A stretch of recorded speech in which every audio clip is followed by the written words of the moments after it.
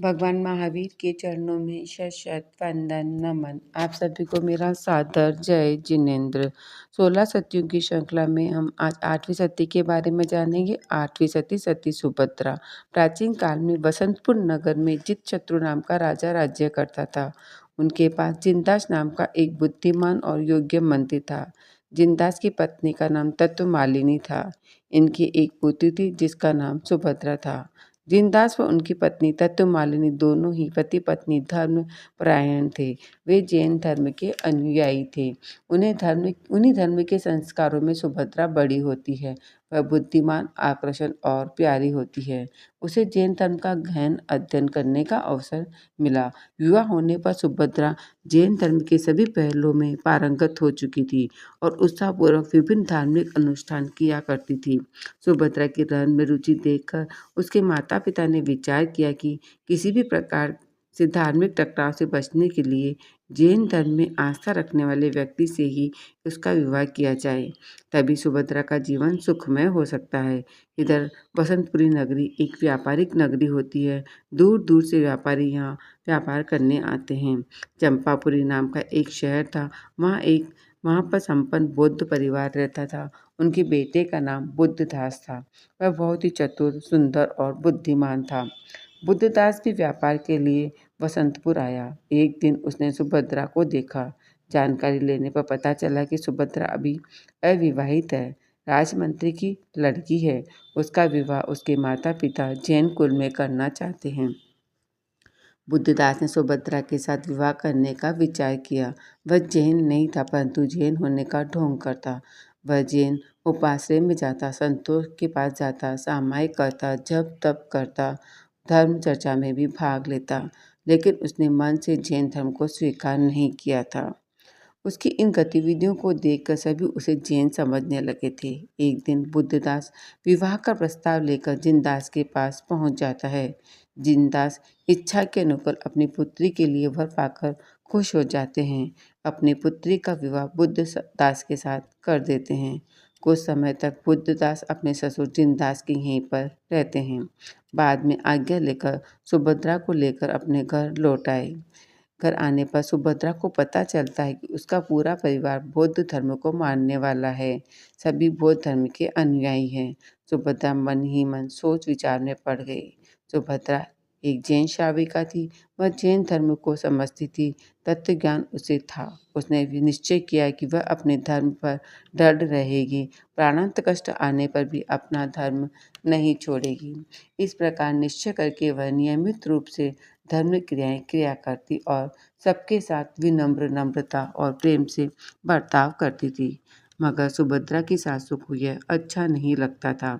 वह सुभद्रा से कहती है कि तुम्हें जैन धर्म छोड़ देना चाहिए। तुम्हारा यह ससुराल बौद्ध धर्म का अनुयायी है और तुम्हें भी बौद्ध धर्म स्वीकार कर लेना चाहिए। और इस पर बड़ी विनम्रता से सुभद्रा कहती है कि मैं बचपन से ही जैन धर्म मेरी रग रग में रम रहा है।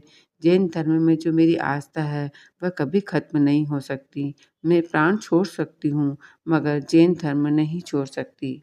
इस पर सास को अपना अपमान लगता है। वह सोचने लगती है कि सुभद्रा को किसी भी तरह अपमानित कर यहाँ से निकाल दिया जाए। एक दिन जिन कल्पी मुनि भिक्षा के लिए सुभद्रा के घर में प्रवेश किया। सुभद्रा ने शुद्ध आहार का दान दिया और उसने देखा कि जिन मुनि की आंखों से झरझर पानी गिर रहा है। सुभद्रा समझ गई कि आँख में किरकिरी आ गई है। सुभद्रा ने बड़ी सावधानी से उस किरकिरी को अपनी जीभ से बाहर निकाला। निकालते समय सुभद्रा के ललाट पर कुमकुम की बिंदी लगी थी, वह मुनि के मस्तक पर लग जाती है। सुभद्रा की सास ने यह देख लिया और इस मौके का लाभ उठाने का निश्चय किया। उसने अपने पुत्र को बुलाकर सुभद्रा के लिए भला बुरा कहती है। वह यह बहू साधु के वेश में गुंडों को घर में बुलाती है, अपने कुल की इज्जत नहीं रहेगी। इस पर सुभद्रा के पति बुद्धदास ने उसे सारे संबंध तोड़ दिए। लेकिन सुभद्रा को पश्चाताप इस बात का होता है कि मेरी वजह से एक जैन मुनि कलंकित हो गए हैं। यह कलंक किसी भी तरह उतरना ही चाहिए। यह सोचकर सुभद्रा ने तेले का पचकान कर लिया। एक दिन बीता, दूसरा दिन बीत गया, तीसरा दिन भी तेला संपन्न होने का ही होता है। तब अर्धरात्रि में शासन देवी सुभद्रा के स्वप्न में आती है। कहती है, मैं तुम्हारी आस्था व भक्ति से प्रसन्न हूँ। सती, तू सच्ची शीलवती है, धर्म पर तेरी दृढ़ श्रद्धा है। मैं तुझ पर प्रसन्न हूँ, कहो तुम्हें क्या वरदान दूँ। सुभद्रा कहती है कि मुझे कुछ भी नहीं चाहिए, बस मैं तो यह चाहती हूँ कि मेरे और मुनिवर के सिर पर जो झूठा कलंक लगा है, वह कलंक आप दूर करें। बस मैं इतना ही मांगती हूँ। देवी ने कहा, ठीक है, ऐसा ही होगा। सुबह नगर के द्वार खोलने जाते हैं, पर द्वार नहीं खुलते हैं। बहुत प्रयास करने पर भी वह नहीं खुलते तो वे राजा के पास पहुँचे। तब राजा ने कहा, लुहारों को बुलाकर द्वार खुलवा लो। लुहार भी आते हैं, द्वार खोलने का बड़ा प्रयास करते हैं, लेकिन द्वार तो मानो वज्र के समान हो गए थे। तब राजा ने कहा, हाथी छोड़ दो। हाथी छोड़े गए, मगर द्वार टस के मस नहीं हुआ। राजा व प्रजा को बड़ा आश्चर्य हुआ। सभी चिंता में पड़ गए। न कोई बाहर जा सकता है, न कोई भीतर आ सकता है। लोगों के कामकाज बंद हो जाएंगे। अब न जाने क्या दुर्दशा होने वाली है।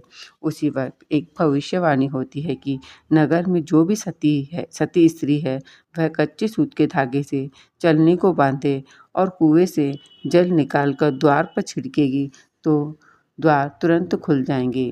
राजा ने नगर भर में घोषणा करवा दी कि जो सती इस काम को पूरा करेगी, उसका राज्य की ओर से खूब सत्कार किया जाएगा। अनेक स्त्रियां जल निकालने के लिए कुएं पर पहुंची, मगर कच्चे सूत के धागे से चलनी में पानी निकाल लेना मामूली बात नहीं थी। पहले तो कच्चा सूत ही टूट जाता, चलनी कुएं में गिर जाती है। कोई भी स्त्री पानी नहीं निकाल पाई। तब राजा व प्रजा को बड़ी निराशा हुई। उधर राजा की घोषणा सुनकर सुभद्रा अपनी सासू के पास पहुंची। उसने पानी निकाल लेने जाने की आज्ञा मांगी। सास आग बबूला हो गई। उसने कहा, रहने दे, अपने घर में बैठी रहे। मैं जानती हूँ तू कितनी सती है, जाने की आवश्यकता नहीं है, हमें और बदनाम ना करो। इस पर सुभद्रा ने बड़ी विनम्रता के साथ कहा, नगर की सभी महिलाओं ने कोशिश की है, पर द्वार नहीं खुले। मुझसे भी नहीं खुलेंगे तो मैं भी उन स्त्रियों जैसी कहलाऊंगी। कोई विशेष बदनामी नहीं होगी। आखिर सुभद्रा को जाने की आज्ञा मिल गई। वह कुएं के पास गई। वह सूत की रस्सी बनाती है और उसमें चलनी बांधकर कुएं में डालती है और जल भरी चलनी ऊपर खींच ली। लोगों में हर्ष और आश्चर्य का पार नहीं रहा। सुभद्रा की जय जयकार होने लगी। महासती सुभद्रा की जय, महासती सुभद्रा की जय। जय जयकार की ध्वनि में सुभद्रा द्वार की तरफ रवाना हुई। उसने नमस्कार मंत्र का स्मरण करके जल छिड़का और तत्काल द्वार खुल गए। राजा और प्रजा ने सती सुभद्रा के पैर छुए। जब यह समाचार सुभद्रा की सास को मालूम होता है तो वह अपने अपराध के लिए क्षमा मांगती है।